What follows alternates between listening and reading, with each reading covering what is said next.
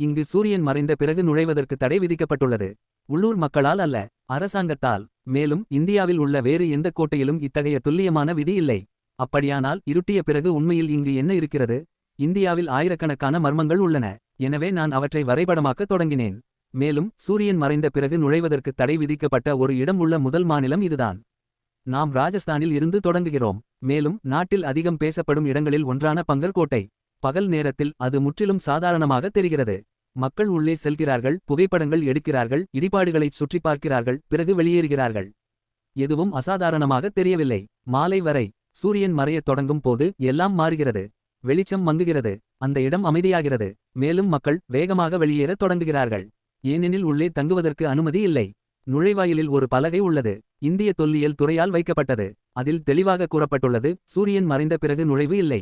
இது வெறும் அறிவுரை அல்ல, இது அமல்படுத்தப்படுகிறது. ஆகவே கேள்வி எளிமையானது. ஏன் இந்த இடம்? பங்கர் கோட்டையை மற்ற நூற்றுக்கணக்கான கோட்டைகளிலிருந்து வேறுபடுத்துவது எது?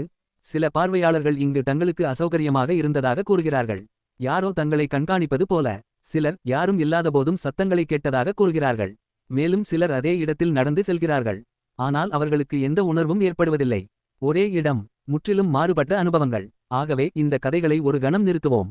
உண்மைகளை பார்ப்போம். கோட்டைக்குள் விளக்குகள் இல்லை. இருட்டியவுடன் பார்வை தெளிவு வேகமாக குறைகிறது. கட்டமைப்புகள் பழமையானவை மற்றும் சேதமடைந்தவை. உடைந்த சுவர்கள், சமமற்ற படிகள், திறந்த வெளிகள். இங்கே தடுக்கி விழுவது அல்லது கடுமையாக காயமடைவது எளிது. மேலும் இந்த பகுதியில் காட்டு விலங்குகள் உள்ளன. இரவில் ஆபத்து அதிகரிக்கிறது. ஆகவே பாதுகாப்பு கண்ணோட்டத்தில் முற்றுப்புள்ளி முற்றுப்புள்ளி முற்றுப்புள்ளி. இந்த விதி அர்த்தமுள்ளதாக இருக்கிறது. ஆனால் இங்கேதான் விஷயம் சுவாரஸ்யமாகிறது. இந்தியா முழுவதும் இது போன்ற பல இடங்கள் உள்ளன. பழமையான கட்டமைப்புகள், விளக்குகள் இல்லை, அதே ஆபத்துகள். ஆனால் அவர்களுக்கு இந்த அளவு கவனம் கிடைப்பதில்லை. அப்படியென்றால் பாங்கர் ஏன் இவ்வளவு பிரபலமானது? அதற்கு ஒரு காரணம் மக்கள் திரும்ப திரும்ப சொல்லும் கதைதான். அவளை கட்டுப்படுத்த எடுத்த ஒரு தோல்வியுற்ற முயற்சி. மேலும் அந்த இடம் முழுவதின் மீதும் இடப்பட்ட ஒரு சாபம். கேட்பதற்கு இது நாடகத்தனமாக தெரிகிறது. ஆனால் இந்த கதைக்கு உறுதியான வரலாற்றுச் சான்றுகள் எதுவும் இல்லை. சரிபார்க்கப்பட்ட பதிவுகள் இல்லை. வலுவான சான்றுகள் இல்லை. இருந்தபோதிலும் இந்த கதை தொடர்ந்து பரவிக்கொண்டிருக்கிறது. அப்படியென்றால் இங்கே உண்மையில் என்னதான் நடக்கிறது? இதற்கான பதிலின் ஒரு பகுதி உளவியல் சார்ந்தது. ஏற்கனவே ஆபத்தானது அல்லது பேய் பிடித்தது என்று முத்திரை குத்தப்பட்ட ஓர் இடத்திற்குள் நீங்கள் நுழையும்போது உங்கள் மூளை வித்தியாசமாகச் செயல்படத் தொடங்குகிறது. மௌனம் அதிக சத்தமாக கேட்கிறது.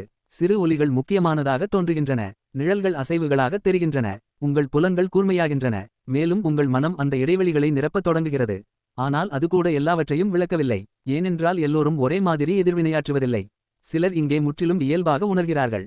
மற்றவர்கள் மிகுந்த அசௌகரியத்தை உணர்கிறார்கள். அதே இடம், அதே சூழல், வெவ்வேறு எதிர்வினைகள். அதுதான் இந்த இடத்தை சுவாரஸ்யமாக்குகிறது. இது உண்மைக்கும் கருத்துக்கும் இடையில் சரியாக அமைகிறது.